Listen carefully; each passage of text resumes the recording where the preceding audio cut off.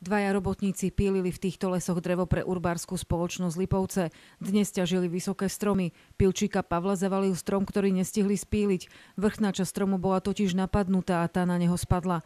Nešťastiu sa podľa jeho kolegu zabrániť nedalo. Na kameru rozprávať nechcel. Prišiel o kamaráta, s ktorým v lese pílil už 4 roky. Pilčíkov poznali aj tunajší chatári. Práve od nich volali o pomoc záchranárov. Chlapi tu robili v lese nad nami a ja som bol na túre a potom som už videl auta, počul som záchranárov. Pavol nešťastie neprežil. Z Rúbaniska ho do doliny museli strmým kopcom zniesť hasiči a záchranári. Takže boli sme prizvaní k zásahu k zranenej osobe privalenej stromom.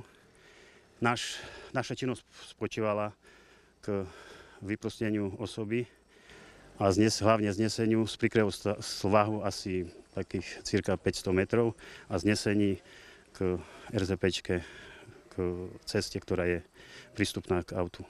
Polícia okolnosti nešťastia prešetruje a na miesto tragédie boli privolaní aj pracovníci inšpektorátu práce. Diana Murdziková, RTVS.